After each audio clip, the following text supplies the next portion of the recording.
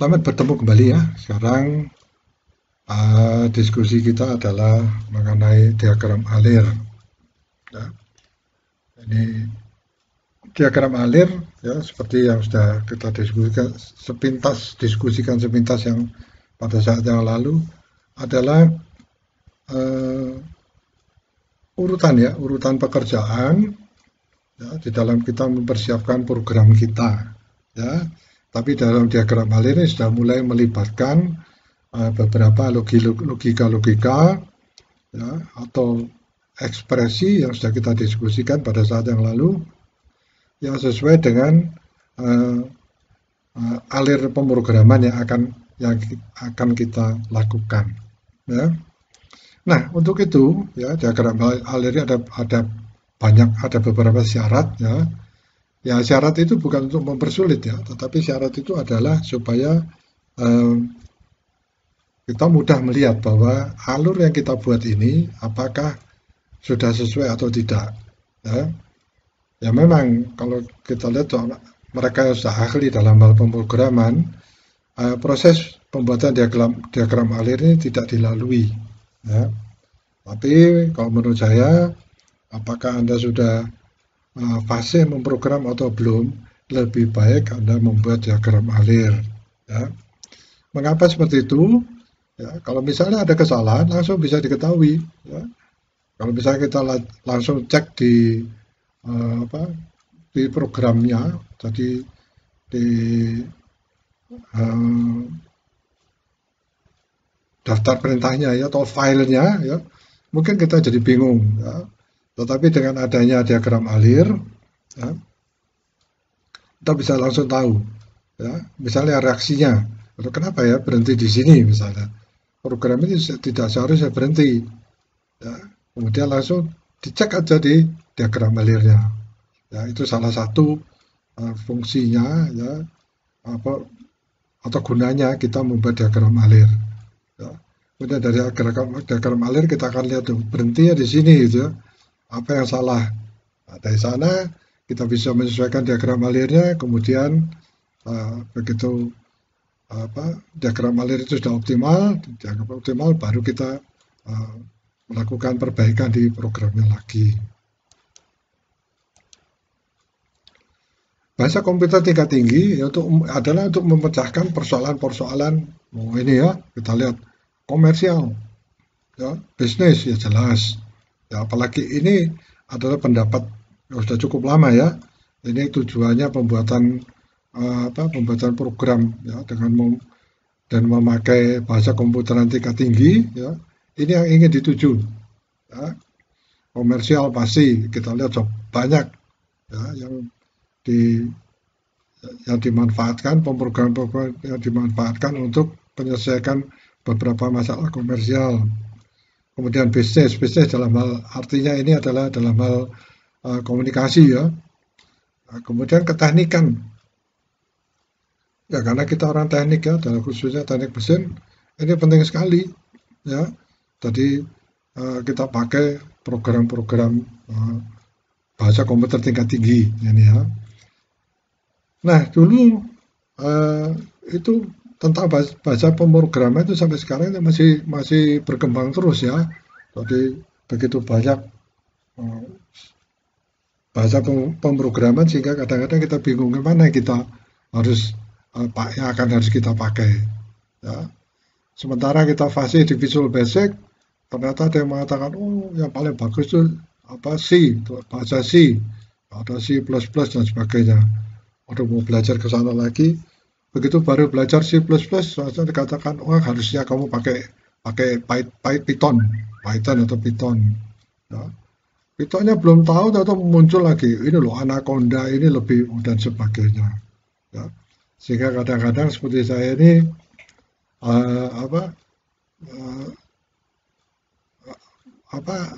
malas ya untuk mengembangkan, sehingga kadang-kadang ya karena kita bukan seorang programmer ya kita berhenti di situ, sehingga sering mereka yang belajar pemrograman berhenti di tengah jalan ya. Apalagi dalam hal ini kita bekerja untuk diri kita sendiri misalnya ya, itu mengakibatkan kita sering ya putus di jalan. Ya. Sehingga setiap kali kita belajar pemrograman komputer, mulai lagi dari depan. Ini loh yang namanya elemen pemrograman, itu namanya diagram alit dan sebagainya. Ya, tanpa kita sadari kita selalu masuk dalam proses yang seperti itu. Ya. Setelah kita misalkan masalah keteknikan, nah ini ada hubungannya juga, misalnya matematika.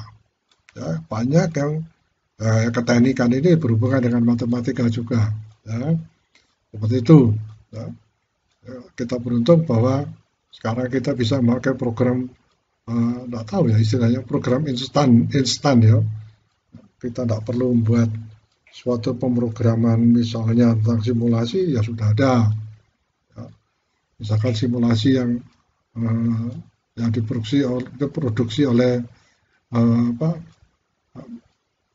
Saya lupa ya yang di Pak Ansis itu punya CAT nggak usah. Ada banyak. Kemudian semua ada simulatornya. Ya, simulasi untuk mesin pneumatik hidrolik ada, ya, perlengkapannya banyak. Kemudian ada lagi untuk rangkaian listrik otomatisasi ada yang disebut dengan fluid sim, ya, dan sebagainya.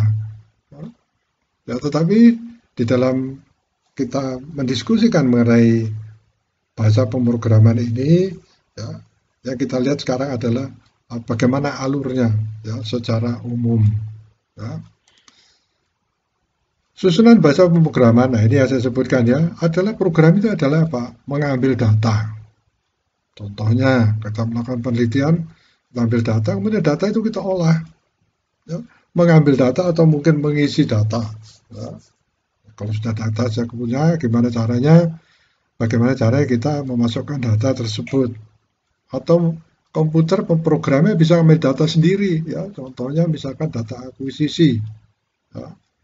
Ya, tentunya kita harus memasang sensor, misalnya kita akan mengambil data temperatur atau mengambil data putaran mesin, misalnya yang berhubungan dengan teknik mesin, ya. Atau mengambil data torsi dan sebagainya. Ya, itu kemudian tugas yang kedua adalah mengolah data tersebut. Ya, kemudian mengartikannya. Nah, ketiga ini adalah secara garis besar. Ya. Tetapi kalau kita sudah misalnya membuat sebuah data akuisisi, ya, mengartikannya itu sudah otomatis ya. Kita membuat khusus data ada kemudian diolah, ya. Misalkan kali bagi diolah itu, misalkan untuk mendapatkan efisiensi ada rumusnya segala macam. Kemudian langsung mengartikannya, dalam arti mengartikan itu jadikan grafik dan sebagainya. Ya. Nah, program sekarang yang data akuisisi itu, ya, itu kebanyakan ya sudah kita tancapkan, kita start, ya, langsung mengambil data sampai bagian akhir mengartikan, ya, keluar grafiknya, bahkan grafiknya itu sudah ada anunya ya, ada komentar-komentarnya. Ya. Wah, kalau ini adalah puncaknya, ya, kalau seperti ini dibandingkan dan sebagainya. Pemrograman mempunyai sekelompok baris program yang masing-masing mempunyai nomor baris. Ya. Ini sebenarnya pernyataan ada pada pemrograman basic. Ya. Tapi kalau Anda melihat di bahasa pemrograman yang lain, ya, yang saya lihat di C, ya, C++ itu Anda akan lihat nomor baris itu ya. Kenapa saya pakai ini C++? Ya, tadinya saya mengajar Visual Basic, ya, tetapi karena mulai memperkenalkan Arduino, ya, di Arduino itu kita sedikit menyinggung tentang membuat program memanfaatkan bahasa C, ya, C++. Ya. Menurut saya itu menarik, ya, karena Arduino itu salah satu adalah pemrograman aplikasi. Ya. Tadinya saya hanya memperkenalkan di praktikum, ya, tapi ternyata sekarang itu berkembang selanjutnya nanti akan menjadi pemrograman mengenai yang berhubungan dengan mekatronika, ya, kemudian berhubungan dengan kontrol kendali, otomatisasi, dan bagian yang terakhir adalah berhubungan dengan robotika. Ya. Mungkin kalau Anda berlatar belakang mesin, Ya, kalau kita belajar robotika atau membuat robot itu mungkin menarik ya. Dasar-dasar pemrograman. Program adalah suatu rutin atau beberapa baris perintah, ya, statement pernyataan berupa perangkat perintah yang dibuat dengan aturan tertentu. Ya, ada aturannya untuk memberitahu komputer agar komputer tahu apa yang harus dikerjakan untuk mendapatkan hasil yang diinginkan. Nah, kita lihat di sini, ini adalah definisi secara umum. Nah, secara umum ini yang kita bicarakan, tetapi sebenarnya ya, pada awal kuliah, jadi saya katakan awal diskusi kita bahwa kita harus mengerti bahasa untuk komunikasi dengan komputer.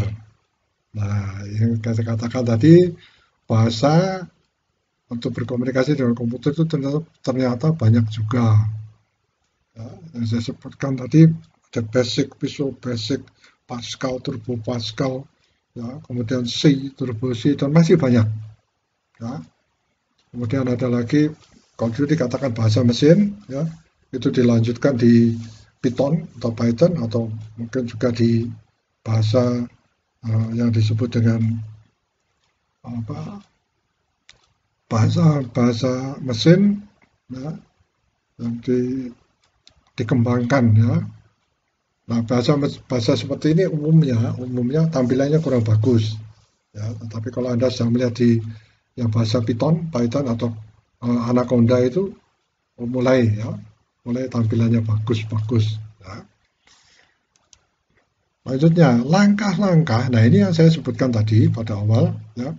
Kita harus menganalisis, langkah kita adalah pertama menganalisis persoalan. Persoalannya apa? Kita ingin mendesain sebuah, misalnya, ini mungkin tapi terlalu ambisius misalnya. Tetapi contoh aja, saya ingin membuat program desain mengenai turbin air, membuat desain mengenai turbin uap. Nah, Anda lihat, untuk menghitung itu, untuk membuat desain, itu ada urutannya. Ya, sempat saya singgung tadi ya, pada saat yang lalu, diskusi yang lalu saya singgung bahwa merencanakan sesuatu, ya, seperti tentang permesinan, itu ada urutannya. Ya. Sebelum kita misalnya menghitung tekanan, ya kita harus tahu kekuatan dari dinding ketelnya misalnya. Nah, sebelum tahu kekuatan dinding ketelnya, kita harus menentukan dulu bahannya, misalkan. Ya. Dia mempunyai kekuatan tarik maksimum berapa. Ya. Kemudian ada tekanan langsung. Ya. Nah, itu urutan harus tahu. Ya. Dari sana kita rancang programnya. Caranya gimana merancang programnya? Ya urut-urutannya ini kira-kira bagaimana? Ya. Kita masukkan dalam algoritma atau urutan tadi saya katakan. Ya. Pertama kita harus tahu berapa spesifikasi. Ya. Misalnya ketel uap itu untuk menghasilkan uap. Ya, ada satuan uap ya, ada uap jenuh, uap kering dan sebagainya. Ya, saya tidak bisa mendiskusikan di sini karena ini adalah tentang pemrograman komputer. Ya, jadi pertama kita datanya apa dulu? Oh, dari data tersebut kita bisa menghitung. Ya, untuk memproduksi uap, ya, butuhkan suatu ukuran ketel sekian. Ya, kekuatan ketel berapa, tekanan dan sebagainya. Urutannya kita buat dulu.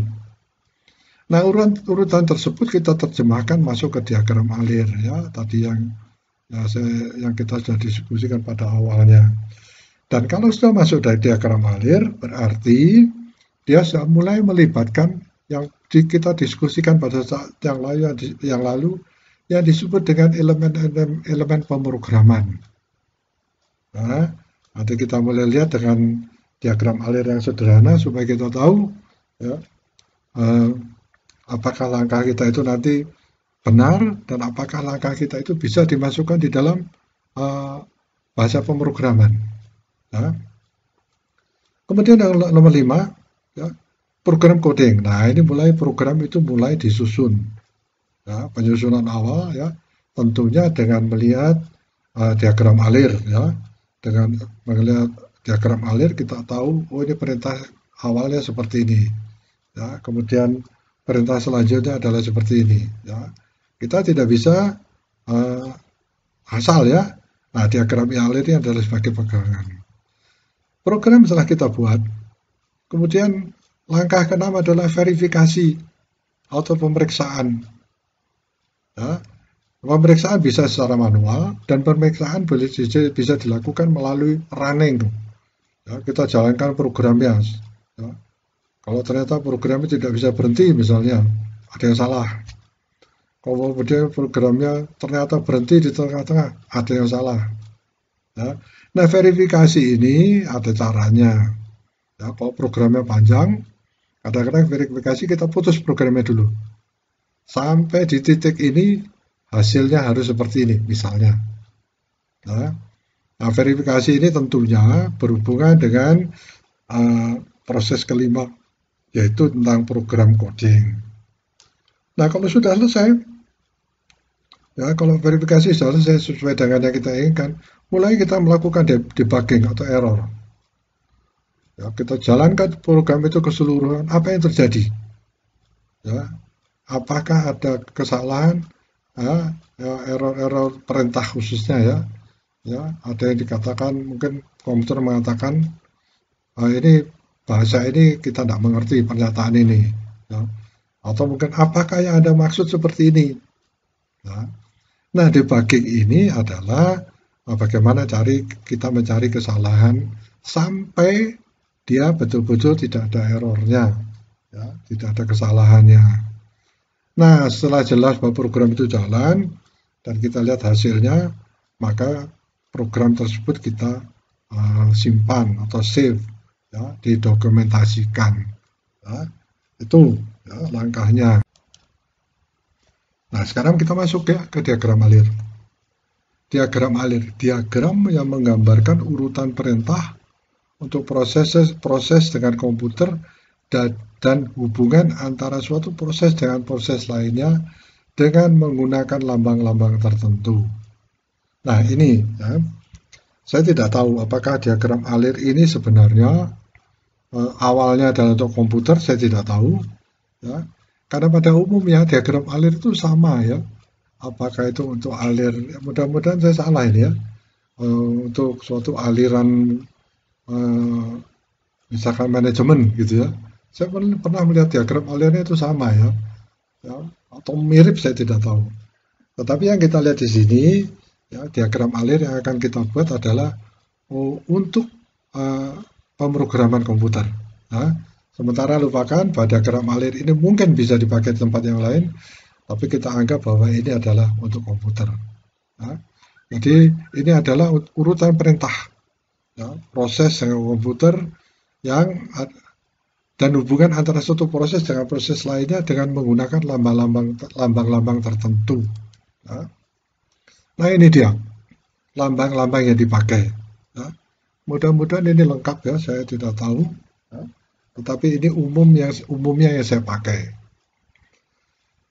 Ini ada lambang 4 persegi panjang. Ya. Tadi 4 persegi panjang ya. Panjang dan lebarnya tidak sama. Ya. Segi 4 ya. Jadi segi 4 yang panjang lebar tidak sama ya. Apa istilahnya ya? Ya. Ini adalah proses. Ya. Proses itu apa? Perhitungan memberi harga variabel. Perhitungan dan memberi harga variabel. Wah, ini membingungkan ini ya. Memang betul. Ya, nanti kita lihat ya, pada waktu kita melakukan penyusunan diagram alir, ya kita akan lihat ya, proses-prosesnya. Ada bagian yang kita lupa ya, untuk apa. Tetapi kalau kita punya daftar ini, ya, mungkin di samping pekerjaan kita, maka dengan mudah kita akan membuat diagram alirnya.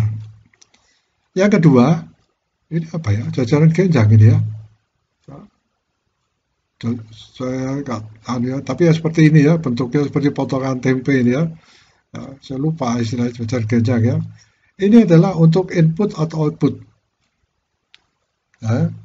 Kemudian dari input untuk output itu apa? Membaca data dalam program dan menulis hasil. Ya. Jadi ini input ini termasuk juga memasukkan data sebenarnya. Ya, ini di sini membaca data, bisa memasukkan data. Ya, misalkan nanti kita lihat data tentang apa namanya, ya tadi yang saat yang lalu saya sudah sebutkan mengenai nilai rata-rata siswa. Kemudian, ini tambah apa lagi ya, sisinya ada ya, saya lupa istilahnya ini ya. Ini adalah untuk lupa ya. Kita lihat seperti persegi panjang, tapi salah satunya miring ya. Um, ini pasti jajaran genjang, tapi ya ada gambarnya seperti ini ya. Tolong dicari. Ini apa ya namanya? Ya. Ini artinya input manual.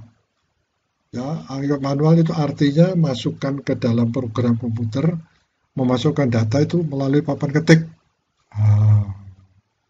Melalui papan ketik. Tadi jajaran genjang mungkin ya. Mudah-mudahan saya salah. Ini memasukkan data melalui papan ketik. Terus gambarnya seperti ini. Ini adalah, saya tidak tahu apa gambarnya, tapi menunjukkan seperti potongan kertas ya.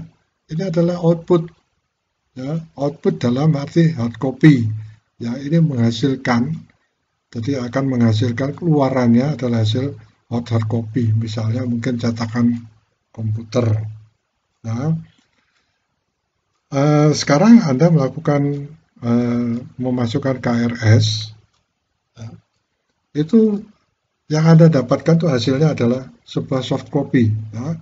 Jadi artinya berupa file. Tetapi dulu, ya, program itu, ya, sebelumnya, ya, program itu begitu kita masukkan KRS, yang keluar itu adalah hasilnya adalah hard copy, keluar di printer. Ya.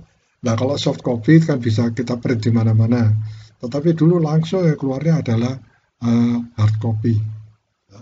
Kita mengerjakannya di lab komputer. Ya. Dulu tidak bisa kita kerjakan apa remote gitu atau mengerjakan dari rumah gitu ya. Yang harus kita kerjakan selalu ke lab komputer. Ya. Di lab komputer itu dengan dibimbing oleh para laboran, kita memasukkan KRS, ya, hasilnya adalah hard copy seperti itu, printer. Ya. Ini ya jajaran genjang ini ya.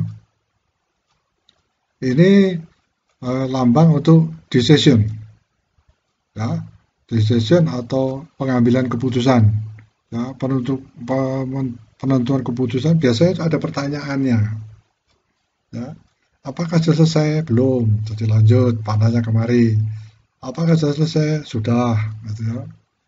Kemudian ya, nanti kita lihat ya, prakteknya bagaimana membuatnya. Kemudian ini adalah bentuk kapsul ya, istilah saya kapsul. Ini adalah untuk terminal. Ya, terminal dalam arti ini hanya ada dua terminal di sini ya, yaitu start dan stop. Ya, di sini katakan menyatakan awal dan akhir suatu proses. Jadi umumnya diagram alir itu dia dimulai dengan kapsul dengan tulisan di sini start atau mulai. Nah, kemudian ini loop, ini lambang dari loop, ini loop, nggak tahu lagi ini apa namanya ini segi 6 seperti ini ya. Nah, ini adalah loop itu artinya apa? Pengulangan ini ya, melakukan serangkaian proses yang sama secara berulang, pengulangan. Nah, contohnya, misalnya kita ingin menghitung dia berapa kali, ya, kita ingin proses itu dilakukan berapa kali, ya, itu ada suatu sistem looping. Kemudian ada garis alir, ya, garis arus, maaf, ya, ada panahnya. Ini adalah untuk menunjukkan arah, ya, menunjukkan arah dari lambang proses ke proses apa. Ya, kita lihat panahnya. Saya kira Anda sudah banyak tahu ya tentang diagram alir ini. Ya. Jadi sekarang ini dipertegas ya. Kemudian ada lingkaran di sini, itu adalah konektor. Ya, ini penyambung program, penyambung diagram alir. Ya. Kalau biasanya diagram alir itu uh, belum selesai ya, dilakukan pada satu halaman, maka dia harus ada penyambungnya.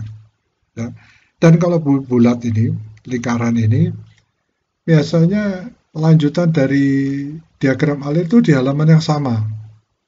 Ya, kita biasanya ya, secara umumnya perintah membuat diagram alir itu mulai dari sebelah kiri halaman, kiri pojok atas. Ya, dan umumnya kalau diagram alir itu ramping, ya tidak terlalu melebar, ya sesuai dengan program yang kita inginkan, maka satu halaman bisa dibuat untuk 2 baris. Nah, konektornya itu adalah yang lingkaran ini. Nah, jadi kalau misalnya Anda membutuhkan penyambungan, ya, maka lambangnya adalah lingkaran. Nah, ini adalah juga sama ya. Tetapi ini pada waktu kita berpindah halaman.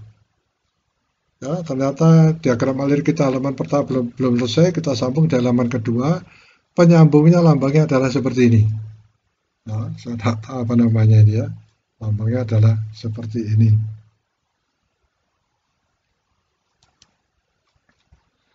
Nah, ini tidak mutlak ya, tetapi kalau kita bisa mengikuti aturan ini, ya, diagram alir kita itu menjadi lebih mudah dimengerti. Ya.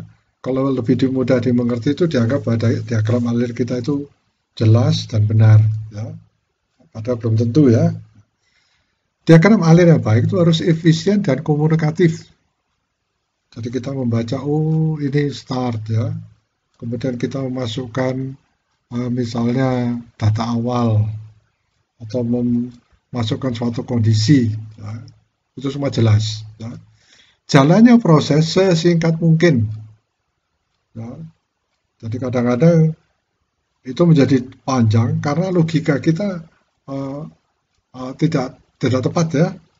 Sehingga seperti yang saya katakan, teman saya pernah membuat program nggak berhenti-berhenti. Ya. Ternyata di dalam sini dalam prosesnya ada suatu logika yang terlalu panjang gitu ya. Hindari pengulangan proses yang tidak perlu. Loh, pengulangan proses tidak perlu itu apa maksudnya? Nanti kita lihat contohnya. Ya. Jadi ada proses pengulangan ya sudah. Proses pengulangan itu ada perintahnya, ada caranya menyampaikannya di diagram alir ya. Hindari logika berbelit-belit. Oh, ini yang mengerikan ini ya. Ini saya ingat betul ini pada waktu membuat program untuk numerik ya. Jadi dilakukan transpose gitu ya. Jadi suatu matriks ditranspose gitu ya. Itu ada perintahnya ya. Ya tentunya perintahnya itu perintah umum ya. Tetapi bisa dilakukan kalau tepat kita melakukannya itu tidak berbelit-belit. Ya. Untuk proses yang sama, gambarkan satu kali aja. Ya, proses yang sama, gambarkan satu kali aja. Ya, nanti ada contoh ya. Satu kali saja bukan berarti misalnya kita ada suatu proses. Ya, itu sama dengan proses selanjutnya. Ya, itu tidak perlu diulang, tidak perlu dibikin diagram alirnya lagi. Ya, nanti sebentar kita lihat contohnya apa yang dimaksudkan. Kemudian proses berjalan dari kiri ke kanan. Kalau bisa gitu ya, dari kiri ke kanan atau dan dari atas ke bawah. Ya. Tapi suatu saat kita tidak bisa memenuhi ini ya. Ya, tetapi ini adalah kalau kita inginkan program kita itu kelihatannya bagus adalah seperti ini. Tapi suatu saat kita tidak bisa menghindari bahwa dia tahu-tahu dari bawah ke atas. Ya. Atau dari kanan ke kiri. Ya, itu tergantung bagaimana kita membuat diagram alirnya. Ya, bagaimana proses atau bagaimana penyelesaiannya ya. Jadi ini tidak mutlak. Ya, tapi kalau bisa seperti ini lebih mudah dibaca. Tadi saya sudah katakan ya, diawali dengan start ya, atau mulai dan diakhiri dengan stop. Ini terminal tadi ya, katakan. Kemudian dimulai dari pojok kiri atas halaman. Ini sempat saya sebutkan. Ya. Kenapa dilakukan seperti itu? Karena mungkin halaman itu bisa kita pakai untuk dua lajur pembuatan diagram alir, ya, untuk memudahkan bacanya. Pada titik keputusan atau decision, ya, apabila kembali ke titik sebelumnya, sebaiknya panahnya ke kiri. Apa maksudnya ini? Nanti kita lihat contohnya. Kemudian apabila ke langkah berikutnya, sebaiknya ke kanan. Ya, jadi supaya orang tidak lihat, kok boleh-boleh ke kiri. Ya. Nah, tetapi ini adalah untuk nyamannya dilihat, ya, untuk tampilan yang bagus, kira-kira itu maksudnya ya, sehingga ada aturan seperti ini. Hindari perpotongan garis arus. Nah ini juga berbahaya ya. Kalau perpotongannya kurang bagus atau tidak ada tanda perpotongan, dianggap nyambung, gitu ya. Begitu nyambung, kita bingung lagi ke arah mana ini ya, ke atas atau ke bawah atau dan sebagainya. Ya. Usahakan jarak yang sama antara lambang satu dengan yang lainnya. Nah ini kalau bisa dibuat seperti itu rapi ya. Jadi rapi. Tapi kalau nggak bisa, ya misalnya kita sudah terlanjur membuat, ya ternyata ada bagian yang harus kita sisipkan, ya bisa aja disesuaikan ya. Ya tetapi umumnya orang nggak sabar ya, terlalu lama ya, akhirnya kalau bisa mereka menghindari ya masalah-masalah yang harus menyesuaikan seperti ini. Ya. Nanti akan saya beri contoh, saya pernah membuat kesalahan di dalam membuat diagram alir, ya. Ada bagian yang lupa. Ya. Nah, padahal kalau misalnya, ketahuan kalau bahwa itu salah atau kurang pada waktu membuat program.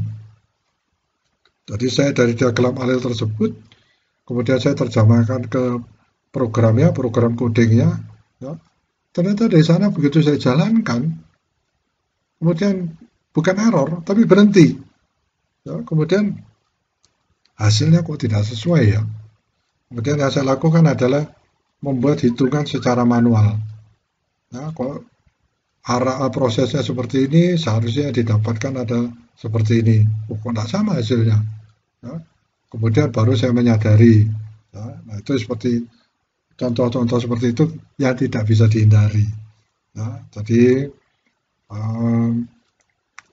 nanti ada contohnya ya, diagram alir yang memang sengaja saya tidak perbaiki, ya nanti pasti kalau kita alami ya bisa kita lakukan. Tapi sebaiknya usahakan jarak ini ya, sebaiknya kalau jaraknya itu sama, melihatnya itu enak. Ya, kita membacanya juga tidak terlalu sulit, ya. Jadi logika urutannya itu menjadi jelas. Ya. Selanjutnya, nah ini ya, contoh diagram alirnya. Ini ada suatu diagram alir yang sederhana. Ya. Ada terminal start, ada terminal stop. Ya. Saya katakan terminal ini bisa kita tuliskan di diagram alir. Anda mau bikin mulai boleh. Ya. Tetapi ini harus kapsul ya. Jadi bukan elips ya. Sering saya melihat bahwa startnya ini terminal ini digambarkan sebagai elips. Ya. Saya tidak tahu apa artinya elips itu, ya. Nah, karena di ini tidak ada, ya, atau belum ada. Ya. Tetapi kelihatannya yang paling bagus ini adalah kalau ini adalah kapsul ya, ditulis di start terminal kapsul. Kemudian start. Nah ini kita lihat ya, ini tandanya apa ini? Ya, tanda apa? Jajaran genjang ini ya. Nah ini jajaran genjang ini apa? Ya. Coba kita lihat ke depan ya, gambar apa ini, lihat gambarnya ya. Nah, ini dituliskan input atau output, membaca data dalam program ya dan menulis hasil. Ya, tetapi di sini adalah membaca data dalam program. Ya. Baik, kita lihat ya, kembali lagi pada diagram awal tadi. Ya. Ini membaca data. Di sini ada nama, ya, ini banyak kan maksudnya sebagai jumlah, kemudian harga. Ya. Ini bisa data yang kita masukkan melalui input, bisa data yang sudah ada di dalamnya. Ya, contohnya ya, dalam hal ini adalah data yang kita masukkan secara manual.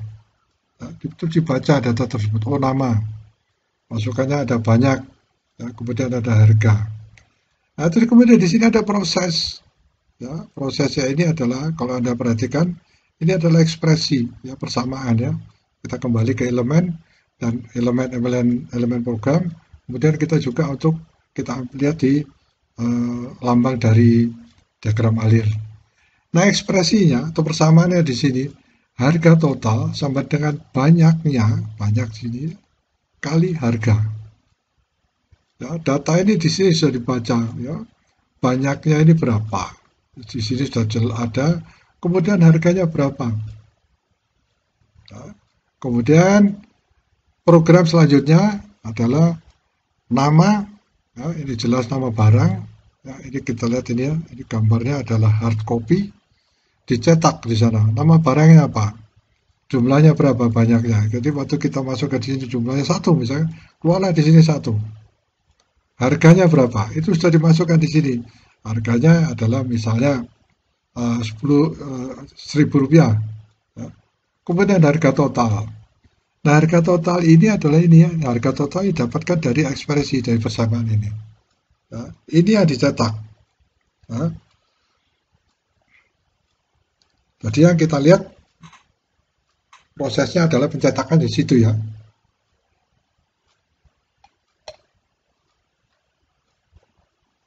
Kemudian programnya stop. Ini adalah program yang sederhana menghitung sebuah produk yang mungkin ya. Jadi sering dikenal sebagai diagram alir untuk program kasir ya. Untuk program kasir ya sederhana. Ada jumlah barang, banyak barang, harga barangnya, harga satuan barangnya. Kemudian karena ini ada ekspresinya, ada lagi ini harga total. Ini akan dicetak. Ya. Jadi ini adalah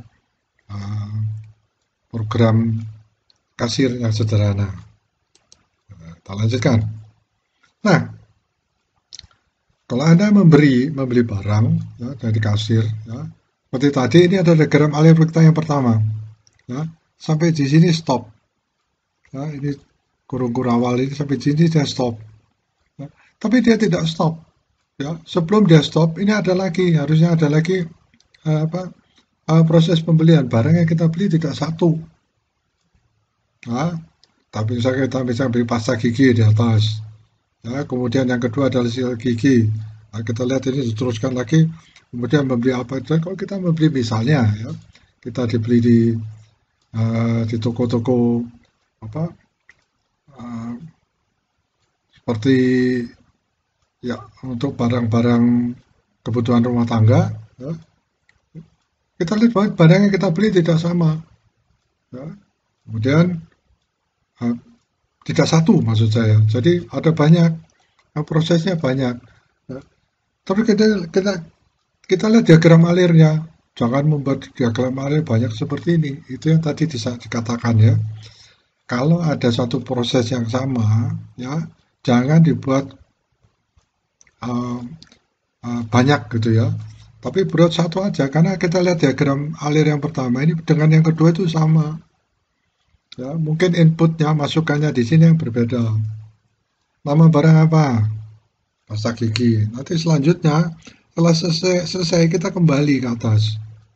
Nah, ini hanya contoh, jangan membuat dia untuk suatu proses yang sama, kita buat ini sama ya, terus menerus.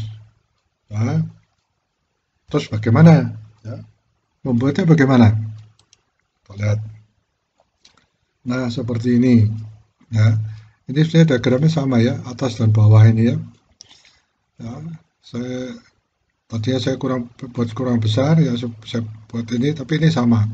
Start pertama ya, kemudian ya kita lanjutkan kemarin itu ada, ini ada stopnya, ini tidak ada ya. Jadi mungkin setelah ada proses lain ya, tapi tidak ya. Sementara ini adalah diagram alir yang belum ada stopnya. Ya, atau kita lihat yang ini ya, untuk memperbaiki diagram alir yang tadi berulang-ulang. Ini adalah pertama, ya. Kita melakukan itu kemudian di print. Nah, kemudian lagi kembali ke atas. Ya, kita melihat barang yang kedua. Kemudian dia print, lagi naik ke atas. Ya. Kemudian baru stop. Nah, yang perlu kita lihat di sini adalah kapan dia melakukan stop. Ya. Tetapi yang penting adalah bahwa kalau kita membuat itu, kita membuat sebuah diagram alir, kalau prosesnya sama, yaitu memasukkan barang, kemudian menghitung, kemudian mencetak, buat aja satu kali, kemudian dia diulang. Ya, pengulangan. Mungkin ada yang sudah tahu masalah ini, tapi ini penting supaya diagram alir Anda tidak panjang. Ya, terlalu panjang, membosankan. Belum lagi diagram alir yang seperti itu kita tidak tahu ya, berapa barang yang kita masukkan. Ya, kalau kita membuat diagram alir untuk 10 masukan, ya berarti berhenti. Kalau barang kita ternyata ada 12 jenis atau 12 item. Ya. Atau mungkin kita membuat diagram alir 5, ternyata yang dipakai hanya 4. Nah, ini adalah proses pembuatan diagram alir mulai dari yang sederhana, ya, program kasir, sampai pada pengembangannya. Nah, kita lihat sekarang, ada diagram alir, ya, mirip dengan yang tadi. Ya, kita lihat ya, ada startnya, ya, kemudian ada pemasukan data, tidak ada ini ya. Terus kemudian ada suatu proses ekspresi cetak. Nah, ini kok ada tambahannya di sini. Ya. Nah, kita lihat salah satu ya, contoh ini adalah pengembangan dari diagram alir kasir tersebut ya untuk tipe banyaknya data. Ya. Pertama kita masukkan di sini, kita tidak tahu berapa banyak yang akan kita beli. Ya. Kalau banyak data itu ada bermacam-macam, belum diketahui datanya, ya, kemudian kita pakai dummy. Kemudian yang kedua itu sudah diketahui datanya, terus kita melakukan looping atau pengulangan. Ya. Nah, yang belum diketahui datanya itu ini diagramnya. Ya, nanti yang sudah diketahui datanya akan kita bahas selanjutnya setelah ini. Ya. Contoh ini ya, start. Ya, di sini. Kemudian kita masukkan data. Namanya apa? Ya, pasta gigi. Kemudian banyaknya berapa? Nah, kita masukkan berapa? Harganya berapa? Nah, ada yang otomatis, ya. Kemudian ada yang memasukkan harganya itu masukkan berapa. Ya, tapi karena ini adalah untuk latihan, ya, kita ketikkan harganya juga di sini. Nah, kemudian proses selanjutnya, ya, tadi saya lupa ya. Anda lihat panah-panah penghubung ini ya, ini semua sama panjangnya ya, supaya kelihatan rapi. Ya, begitu pula juga di diagram alir sebelumnya. Ya. Ini jaraknya sama. Ya. Ya. Kalau terpaksa pun kadang-kadang kita tidak bisa membuat jarak yang sama. Ya. Kita lanjutkan. Masuklah di suatu proses pengambilan keputusan. Nah, di sini ada pertanyaan, apakah nama itu dummy? Dummy itu artinya kita menentukan dulu. Ya, kalau misalnya kita ketikkan X, itu berarti dummy. Ya, kalau kita mengetikkan barang, ya, waktu dicek di sini, misalnya pasta gigi ya, pasta gigi, saya pakai ini aja kok, susah banget ya. Laser pointer, ya, misalkan ini. Misalkan di sini dituliskan apakah nama barang di sini kita tuliskan pasta gigi. Kemudian dicek di sini. Apakah dia dummy ya? Apakah dia masukkan X? Kalau misalkan X di sini berarti dia keluar ya mungkin ya. Oh, dia bukan dummy, dia lanjut. Kemudian langsung dihitung, cetak, kembali lagi ke atas. Kemudian di sini saya sudah menentukan dummy saya itu adalah X. Kalau saya ketikkan X di sini, nah, ini akan bertanya, apakah diketikkan X atau dummy? Oh iya, kalau iya langsung dia ke stop. Nah, kita lihat di sini program kasir kita sudah mulai agak lengkap.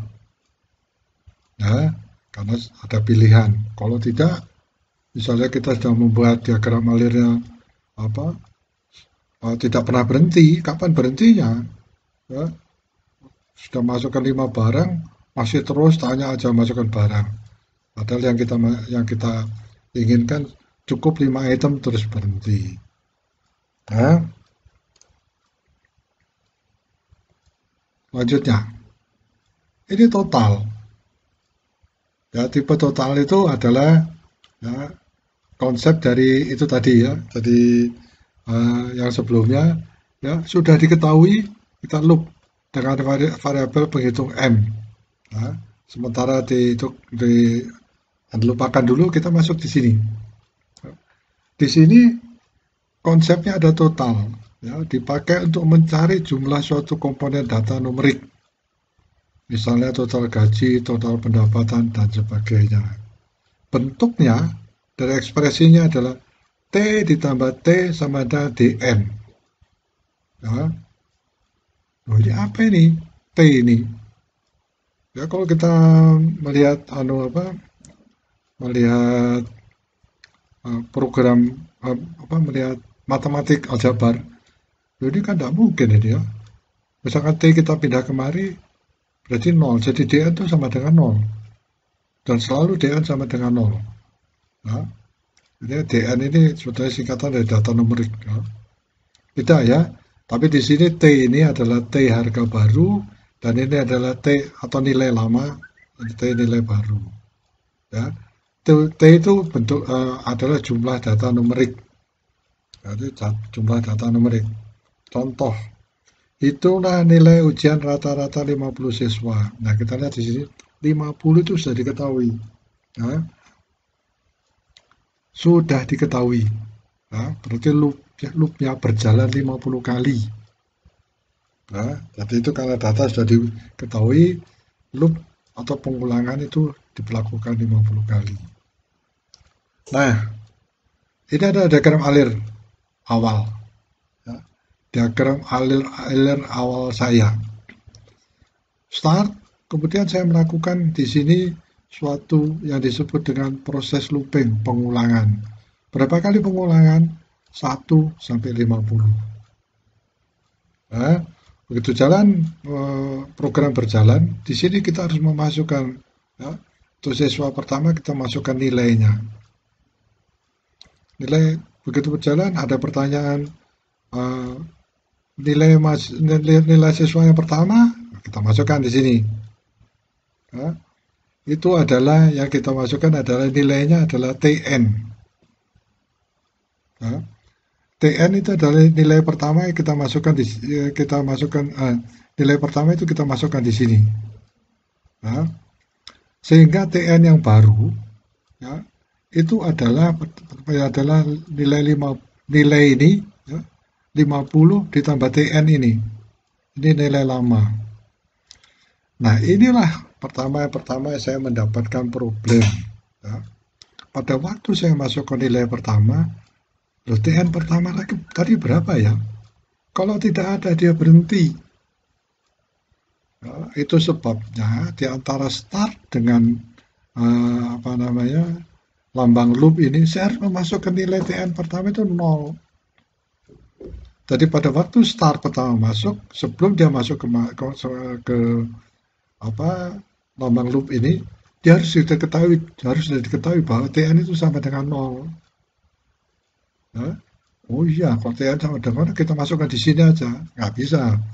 Ya, karena kalau TN sama dengan 0 sama kita masukkan di sini, setiap kali kita masuk kemari, ya, TN itu ini selalu 0.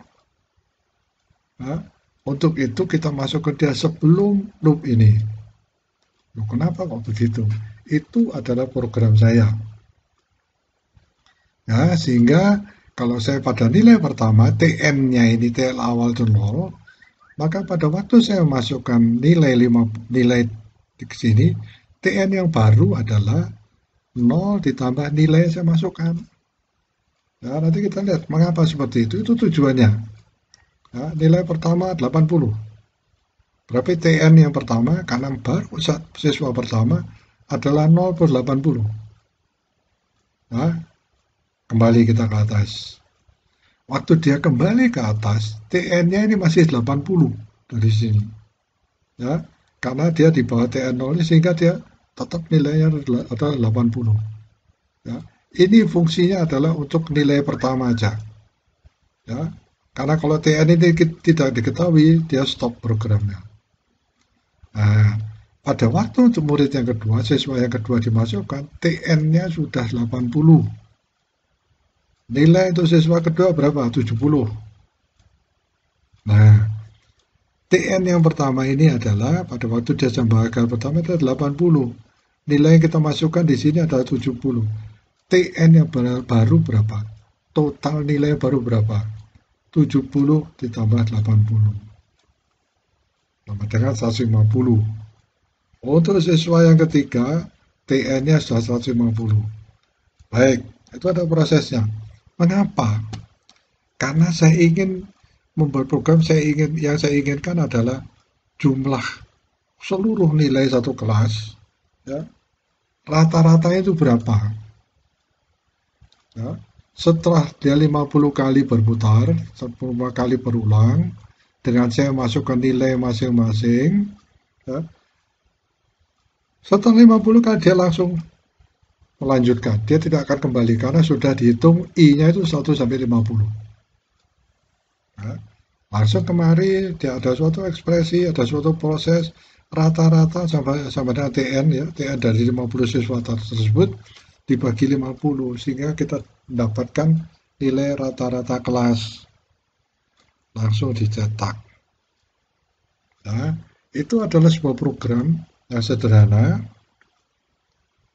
ya, untuk menghitung rata-rata kelas. Nah, ini seharusnya ini ada di sini. Nah, kalau saya masukkan kemari, panahnya menjadi pendek. Nah, itu sebabnya jangan lupa startnya dinaikkan, masukkan, tambahkan panah, masukkan ini diantaranya. Untuk menghitung total nilai yang pertama. TN total nilai, ya. T ini adalah total nilai. Ya. Jadi di sini ini rumus yang dipakai, ya, bentuk rumus yang dipakai. T, ya, sama dengan T yang lama ditambah data nilai yang baru, data numerik yang baru. Ya. TN ini TN yang baru, TN ini adalah TN yang lama, dan nilai ini adalah nilai yang kita ketikkan di sini. Ya. Ya, sehingga tujuannya adalah untuk mendapatkan nilai rata-rata. Ya. Mudah-mudahan saya tidak terlalu cepat, ya, sehingga Anda mudah mengerti. Nah, ini adalah sistem counter, ya. Jadi ya. Counter, ya, menghitung. Ya, konsep counter dipakai untuk menghitung banyaknya suatu komponen data tertentu. Ya, bentuknya counter pertama sama dengan counter sebelumnya ditambah 1. Ya, mirip ya dengan total. T sama dengan T plus DN, data numerik, ya, data sebelumnya, data yang kita masukkan. Contoh, hitunglah berapa banyak siswa yang lulus dan yang tidak lulus jika kategori lulus adalah 60. Nilainya 60. Nah, menarik sekali. Tadi saya sudah jelaskan mengenai kesalahan yang saya lakukan, ya. Nah, ini tadinya tidak saya kontrol, tidak saya cek. Nah, saya hanya membuat saja, ya. Dan kebetulan ini berhubungan dengan pembuatan, ini pengalaman saya, ya, pembuatan program KRS. Jadi di program KRS pada waktu itu pakai bahasa basic, ya. Jadi waktu tahun berapa itu, ya, saya lupa. Ya. Jadi masih belum ada hard disk. Ya. Jadi sebagai pengembangan dari program KRS sekarang yang Anda kenal. Ya. Jadi ini adalah bagian yang saya lupa saya masukkan. Baik, saya jelaskan dulu. Ya. Ini adalah suatu program yang lengkap, ya, karena ada terminal start, ada stop. Ya. Di sini sudah dikatakan bahwa soalnya adalah ada 50 siswa, ya, seperti itu, berapa banyak siswa yang lulus dan yang tidak lulus. Ini kurang lengkap, ya. Ini kelanjutan yang tadi, ya, tadi yang kita diskusikan. Ada 50 siswa. Jadi si program ini akan melakukan suatu pengulangan sebanyak 50 kali. Ya. Kalau tadi yang pertama kita hanya melihat nilai, kemudian nilai itu dijumlahkan sampai ini ya. Sebelum dia dimasuk kembali ke atas, dia melalui proses pemilihan dulu. Nah, tadi pertama sederhana, ya, hanya nilai aja, ya, kemudian rata-rata nilai. Nah sekarang kita ingin melihat berapa yang lulus, berapa yang tidak lulus. Nah, ini nilai kita masukkan, TN-nya harus kita nolkan dulu. Di sini tempatnya. Begitu start, langsung sudah ada nilai bahwa TN sama dengan 0, CL sama dengan CL itu adalah untuk counter hitungan yang lulus, ya, menghitung jumlah yang lulus. Kemudian satunya ada CTL, ya, counter untuk yang tidak lulus, 0 di sini, ya. Jangan di sini atau di sini, karena nanti setiap kali dia kembali ke bawah, kalau ini 0, ya dia akan 0 terus. Nah, itu sebabnya pada awalnya ini dibikin 0 supaya pada waktu proses nilai pertama dimasukkan itu bisa dihitung. Selanjutnya, nah, nilainya akan dihitung berdasarkan nilai yang lama setelah dijumlahkan. Nah, yang awalnya harus seperti ini. Ya. Kenapa CL 0? Karena ada juga proses di sini kan, ini CL ya. Proses di sini sama dengan proses ini. Ya. Jadi yang pertama harus 0 dulu supaya terlihat kalau dia dimasukkan nilai pertama yang masuk itu yang adalah yang lulus, ya, dia harus mendapatkan nilai 1. Jadi ini harus 0. Nah, itu sebabnya pada awalnya kita buat 0. Nah, nanti setelah berputar, ya, setelah nilai yang pertama berputar, ya dia tetap nilainya 1. Kalau sudah masuk sini tetap nilainya 1. Ya, bukan 0 seperti di atas lagi. Ya, demikian seterusnya. Nah, kita lihat di sini. Sampai di sini adalah proses yang awal kita lakukan tadi.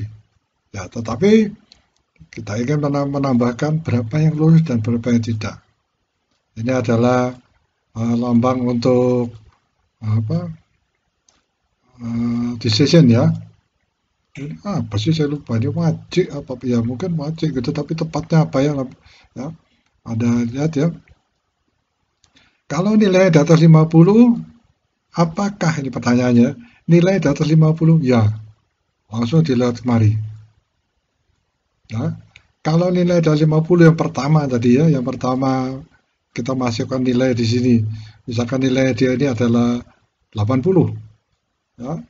TN pertama ada 0, ya, nilai 80. Jadi nilai berputar di sini adalah 80. Kemudian waktu melewati di sini dia bertanya, apakah nilai di atas 50? Ya, kalau ya lewat sini.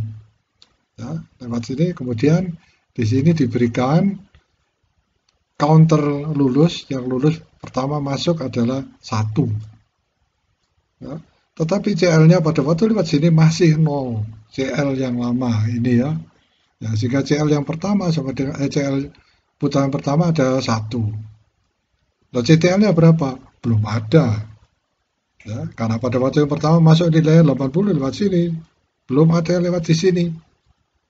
CTL-nya berapa? Ya masih 0. Ya. Kalau nilai pertama 80, maka CL yang kemarin itu sudah 1, CTL yang kemarin masih 0. Tapi jumlah nilainya sudah 80. Ya, ada 3 data yang tercatat di sini. Ya, tercatat total nilai 80, kemudian CTL-nya 0, dan CL-nya 1. Masuklah di proses yang kedua. Karena siswanya ada 50, dia masuk proses yang kedua. Nilai dimasukkan 40. TN ditambah TN, jadi TN yang baru sama dengan TN yang lama itu 80. 80 ditambah 40 sama dengan 120. Jadi TN yang kedua pada putaran kedua adalah 80 tambah 40, 120. Nah, CTL-nya berapa? Masih 0. Nah, kemudian ditanya di sini, apakah lebih besar dari 60? Tidak. Ya, berarti lewat sini. Ya. CTL ini masih 0, ya, karena tidak berubah. Sehingga CTL-nya di sini adalah 0 ditambah 1. Ini pada putaran kedua ya. Siswa kedua, CTL sama dengan 0 ditambah 1 sama dengan 1. Terus CL-nya berapa? Oh, CL-nya tetap 1. Ya, karena dia tidak ada proses lewat sini, tapi proses lewat sini, lewat CTL. Nah, kita lihat program ini harus jelas ya, sehingga dengan mudah kita menjelaskan alurnya, ya, bagaimana cara mengisi CTL dan CL. Ya. Nah, ini menunjukkan bahwa kalau kita bisa menjelaskan bahwa nanti pada waktu kita membuat programnya itu akan lebih mudah dan lebih banyak berhasilnya ya. Ya. Tetapi belum tentu ya, suatu saat kita logika kita seperti ini, yang kita bayangkan seperti ini, ternyata hasilnya berbeda. Apa yang harus dilakukan itu yang dikatakan tadi adalah debugging ya. Jadi kita lihat cek errornya apa sih. Terus yang lebih menurut saya mengerikan adalah programnya, prosesnya berjalan dengan lancar, tetapi hasilnya beda. Nah ini itu juga merupakan suatu tantangan ya buat kita. Bagaimana kita melihat ya sehingga diagram alir kita itu benar. Ya. Kalau diagram alir kita salah, sudah programnya pasti salah. Ya. Nah, dan pada waktu debugging adalah verifikasi programnya ya, dengan diagram alirnya. Nah, itu prosesnya.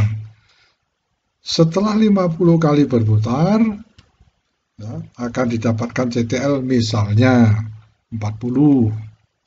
Ya. Kemudian yang lulus berapa? Ya 10 pasti gitu ya. Tapi jangan terjadi itu ya. Itu maksud saya hanya contoh aja ya.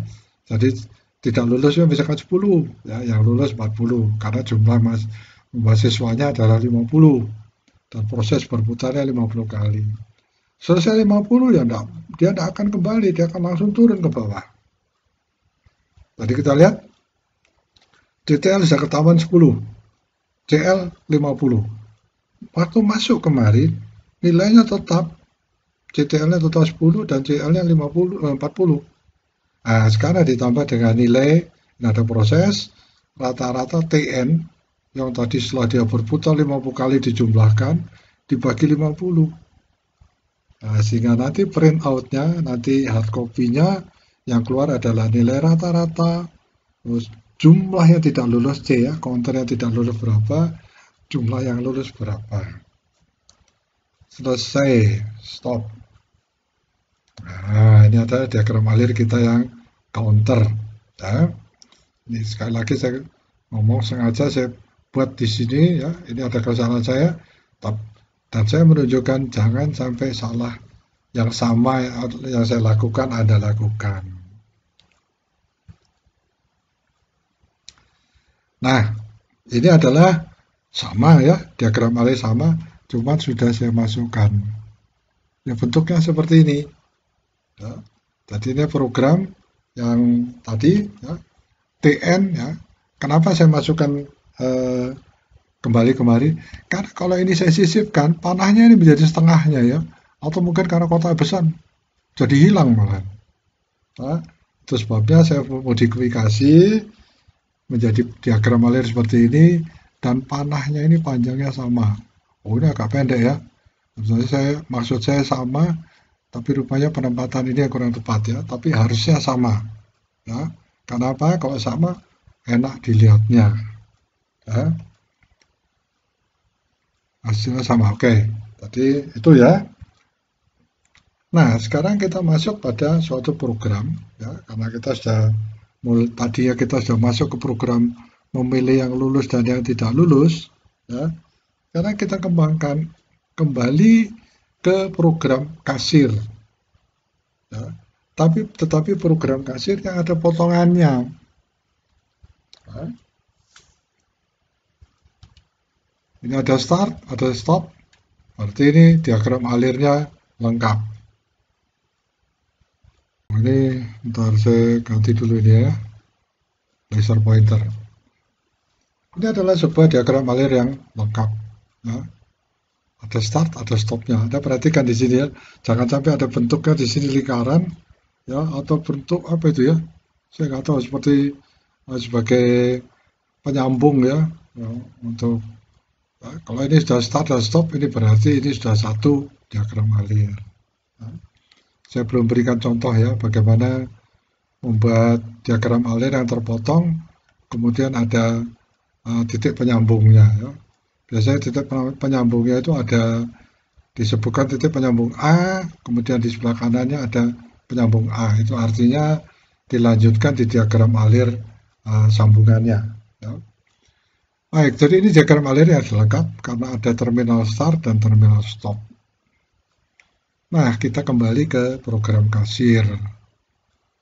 Begitu berjalan, ditanya, nama barang apa, banyaknya berapa? Nah, misalnya, tadi ya, pasta gigi. Nah, kalau pasta gigi beli 2 atau 3 itu nggak masalah kira-kira ya. Tapi kalau misalkan sikat gigi beli 4 atau 5 agak anu ya. Ya, baik, kita pilih aja pasta gigi ya. Nama pasta gigi banyaknya adalah 4. Nah, kemudian dia lanjutkan, karena kita diisi, kita lanjutkan. Apakah namanya itu X? Apakah yang kita ketikkan di situ X? Karena X ini adalah dummy.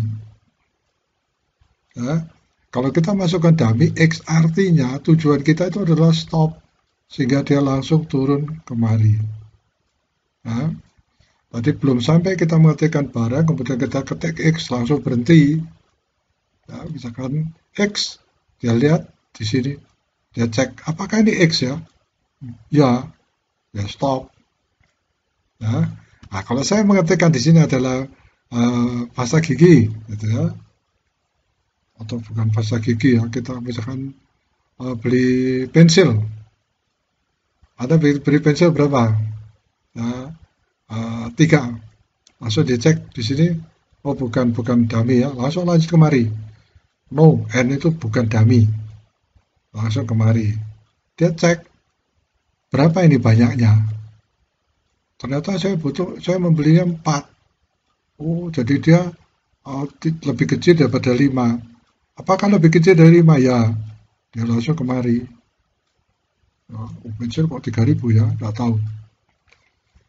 Nah, jadi dia pertama nama barang ada pensil, jumlahnya adalah 4, dan setelah melalui ini harganya adalah 3.000. Ya, kita lihat bahwa ini adalah mirip dengan kasir yang sudah kita diskusikan tadi, hanya dia mempunyai beberapa pilihan. Ya, tapi secara sepintas ada harga, ada jumlah, ada nama barang. Ya, kemudian diproses. Ya, diproses di sini harga total sama banyaknya barang kali harga. Print.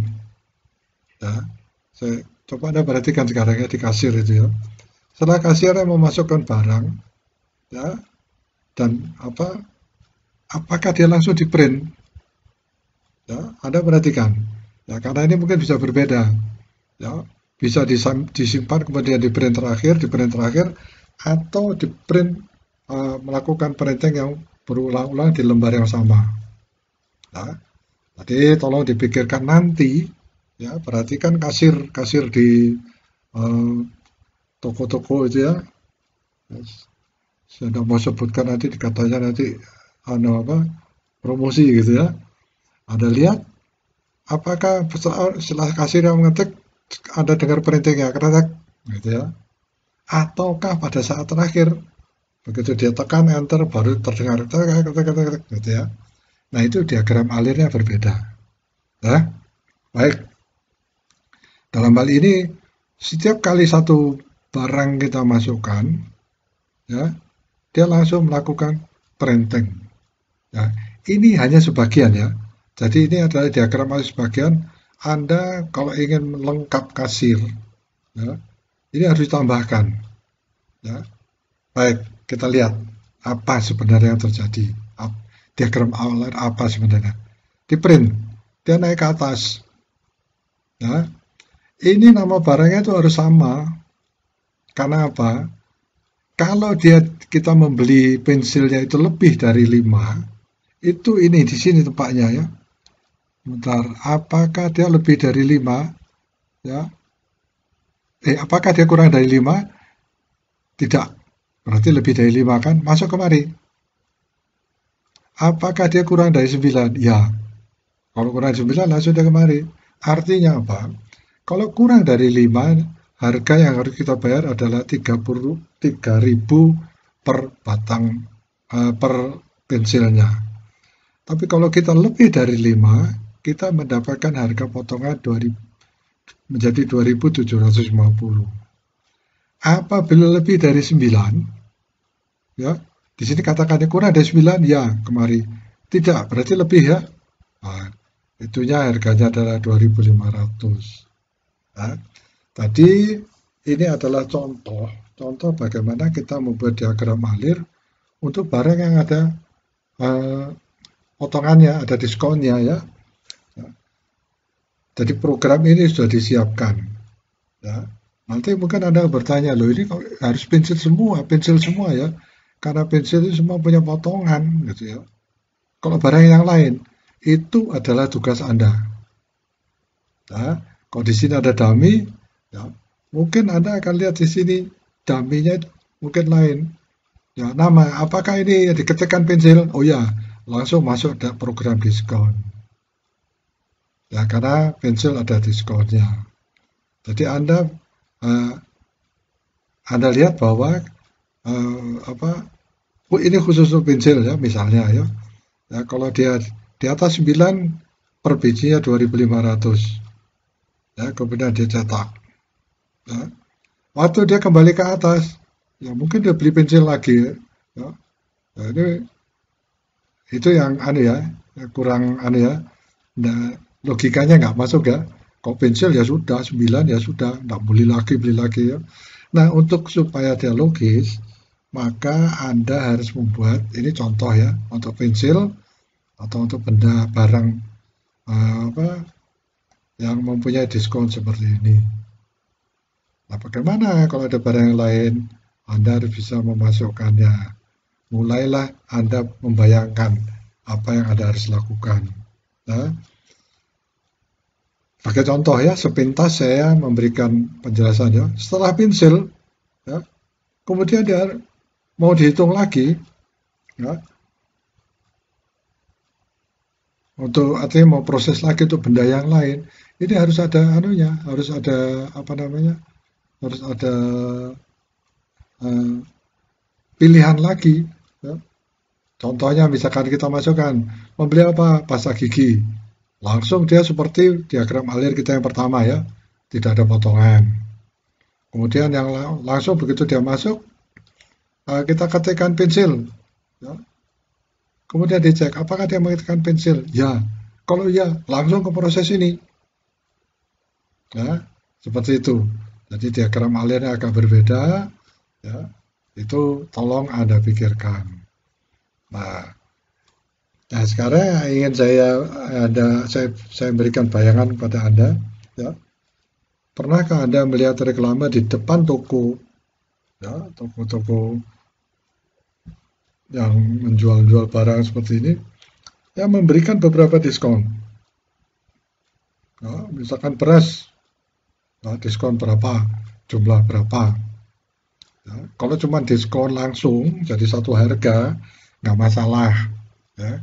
Itu seakan-akan kita hanya mengganti nilai harga barang tersebut. Tetapi kalau ada potongan dengan jumlah ini, berarti kita harus setiap saat mengganti diagram alirnya. Ya. Terus Anda membayangkan lagi, padahal diskon itu kadang-kadang 2 hari sekali ganti. Ya. Gimana caranya ya?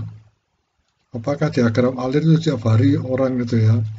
Ya, mempelototi diagram alir itu, ya. Oke, kalau diagram alir gampang ya. Programnya bagaimana? Ya. Nah, itu kira-kira tantangan buat Anda sebagai seorang programmer. Ya. Jadi itu salah satu contoh ya, untuk hal-hal yang rumit, tetapi ya tidak sesulit itu. Ini hanya untuk bayangkan aja, tetapi ya, kalau nanti kita membuatnya benar-benar membuatnya ada cara praktis, ya. Mungkin diagramnya sudah dibuat ada diskon atau tidak, kalau lari kemarin dan sebagainya. Ya, itu hanya sebagai bayangan. Ya, saya kira demikian.